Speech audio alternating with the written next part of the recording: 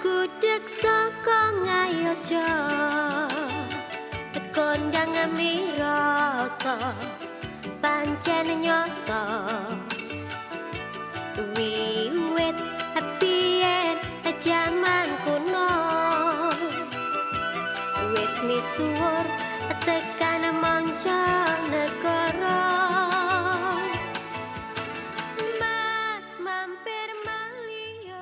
Assalamualaikum warahmatullahi wabarakatuh. Perkenalkan, nama saya Nina Tri Arianti dan teman saya Anissa Puspitadila. Saya Erwin Mustafa. Nah, kali ini kita sedang berada di rumah makan Gudeg Manggar Luwung Kayu dan kali ini kita akan mewawancarai ownernya secara langsung. Nah, sebelumnya kita akan memperkenalkan dulu owner Gudeg Manggar Luwung Kayu ini. Monggo Ibu memperkenalkan diri. Halo, nama saya Rintania Eliati Nuryaningsih. Saya owner Gudeg Manggar Luwung Kayu. Alhamdulillah usaha ini udah jalan online 2 tahun dan untuk offline-nya 2 bulan. Udah sini aja ya. Kita ada beberapa pertanyaan yang dimohon untuk bisa dijawab ya, Bu. Untuk pertanyaan yang pertama, Bagaimana sih ceritanya awal mula membangun bisnis Gudeg Manggar Luwung Kayu ini dan kenapa memilih lokasinya di Desa Gamplong, Desa Wisata Gamplong. Ya. Awalnya dulu saya mau buka rumah makan. Jadi usaha ini itu udah jalan 2 tahun untuk online-nya, totally online. Untuk offline-nya baru 2 bulan. 2 tahun itu kita jualan menggunakan digital marketing, produk-produk kita pasarkan via media sosial, website, sama marketplace. Awalnya dulu kami hanya ingin memberdayakan masyarakat desa gitu ya, saat itu yang terdampak pandemi. Kemudian dari yang saya amati saat itu banyak orang yang kangen Jogja.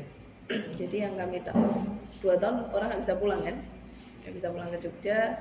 Yang kami tawarkan adalah Tombo Kangen Yojo, obat rindu atas Jogja gitu. Nah, salah satunya obat rindu yang paling mujarab itu adalah kuliner, karena orang bisa dengan kuliner nostalgia atas Jogja. Yang kami tawarkan adalah frozen pack kemasan vakum yang bisa kami kirim ke berbagai kota di Indonesia, bahkan ke negara lain seperti Malaysia, Singapura, dan Hong Kong.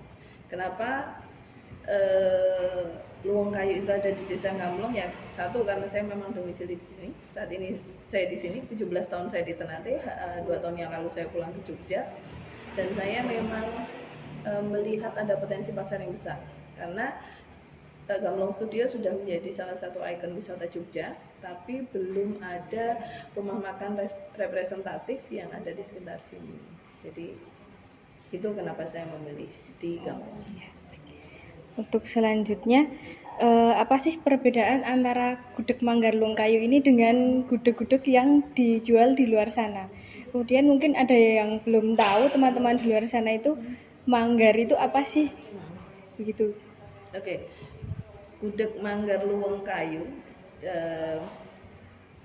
sebenarnya sama-sama gudeg, tapi di Jogja ini ada 2 macam gudeg, gudeg manggar dan gudeg nangka. Kalau gudeg nangka itu berbahan dasar nangka yang kalian mungkin sudah banyak cicipi di pasar gitu ya. Kalau di dunia kuliner, gudeg nangka itu disebut sebagai gudeg rakyat gitu.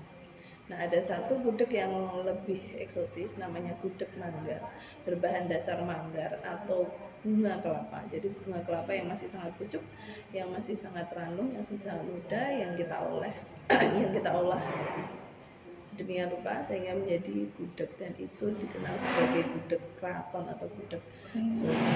Jadi ini sudah sangat langka pembuatnya, sedikit mungkin ada di daerah Banten beberapa, tapi sudah tidak semasif gudeg nangka, dan itu yang ingin kita tonjolkan di Luwung Kayu. Kita mengangkat kuliner tradisional Jogja, dan kalau yang lain biasanya cuma menyediakan untuk dine in gitu ya, fresh product. Kalau Luwung Kayu kita menyediakan selain bisa dine in, saat ini bisa dine in, kami juga menyediakan frozen pack kemasan vakum yang bisa dikirim ke berbagai kota tanpa pengawet yang dia bisa dinikmati dengan cepat, praktis, dan masih tetap rasanya seperti freshnya. Kalau untuk bahan bakunya kan dari manggar ya Bu. Nah itu cara mendapatkannya lebih susah atau malah jauh lebih mudah ketika mencari nangka gitu. Kan kalau manggar itu dari apa tadi, bunga kelapa yang masih pucuk. Sebenarnya kami cukup mudah mendapatkannya karena sudah disuplai. Kita punya supplier besar yang rutin ke Luwung Kayu. Kalau yang menjadi kendala sebenarnya lebih ke harganya. Harga manggar itu jauh lebih mahal daripada harga nangka.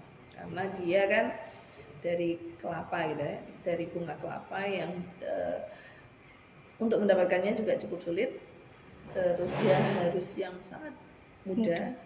Dan dalam satu pohon itu kan hanya bisa dipanen beberapa kilo, sedangkan untuk kebutuhan Luwung Kayu cukup besar. Jadi harganya mungkin 10 kali lipat lebih dibandingkan nangka. Jauh ya berarti harga.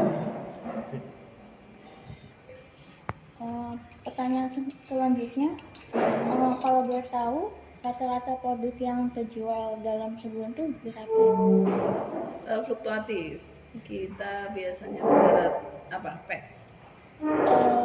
Iya, keseluruhan mungkin Bu. Jumlah pack apa omset? Omset.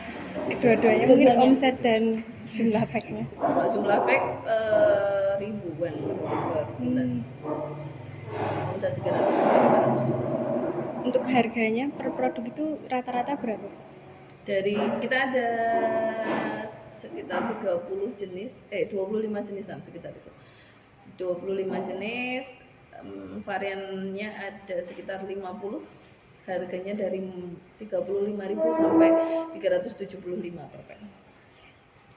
Karena kita selain gudeg manggar, kita juga punya gudeg nangka.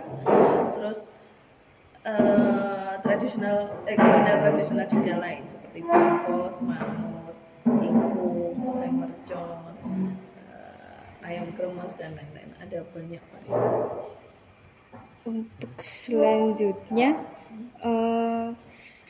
jumlah karyawan sekarang ini ada berapa? Sekarang 23 karyawan. Nah, gimana sih caranya mengelola karyawan ini agar bisa menjadi SDM yang sesuai dengan keinginan Ibu? Jadi satu, kita harus ada pembinaan. Terus kita plotting karyawan itu berdasarkan expertise atau kemampuannya. Jadi ada yang memang yang adik-adik yang masih muda itu lebih kami libatkan di digital marketingnya. Jadi bukan pengendalian di digital marketing, tapi ke adminnya. Jadi menerima, karena mereka lebih familiar dengan gadget gitu ya. Jadi mereka lebih ke admin. Kemudian ibu-ibu yang memang hobinya masak dan pandai masak itu ada di dapur bagian produksi. Nanti ada juga yang kurir, ada juga di pantry. Jadi selain pembinaan, kita juga plotting karyawan itu berdasarkan kemampuannya. Ada pertanyaan lagi nggak? Cukup. Nah, mungkin cukup wawancara kali ini. Nah, sebelumnya mungkin ada pesan untuk teman-teman di luar sana biar bisa memotivasi untuk lebih semangat lagi membangun bisnisnya, terutama untuk para pemula begitu. Oke. Buat adik-adik mahasiswa yang pengen terjun ke dunia bisnis, dunia ini sangat challenging, sangat menantang dengan berbagai tantangan dan juga reward yang bisa kalian dapatkan di sana. Semasa usia kalian, saya dulu sudah melatih diri, mempersiapkan diri untuk menjadi wirausahawan. Walaupun nanti saya mau berkarir apa, dalam hal ini saya juga dosen, saya PNS. Tapi saya sudah dari sekitar 12 tahun yang lalu, sejak awal saya bekerja, saya sudah punya bisnis sampingan. Nah, dan ternyata itu sangat menjanjikan dan bermanfaat bagi sekitar.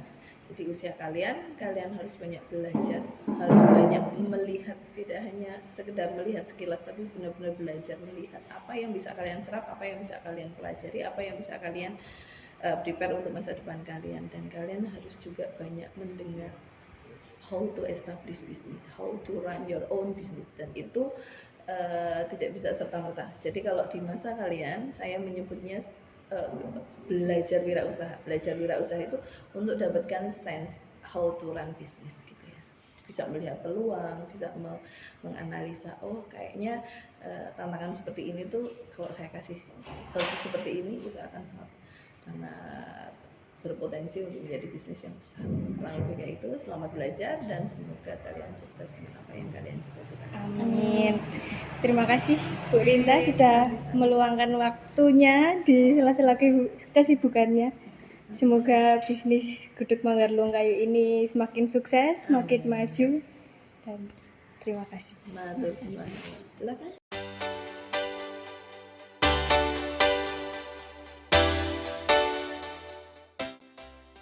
Dan kita itu mulai bisnis itu dari hal kecil, tapi jangan berkecil hati. Dalam arti next kita punya visi gede gitu. Nextnya saya punya apa, nextnya mau bikin apa. Dan itu it takes time, tidak dalam instan. Maksudnya mungkin bukan dalam hitungan hari, bukan hitungan bulan, bisa tahun, belas tahun, mungkin 10 tahun baru itu semua tercapai. Dan jangan gampang menyerah gitu, karena kan pasti semua bisnis ada tantangannya.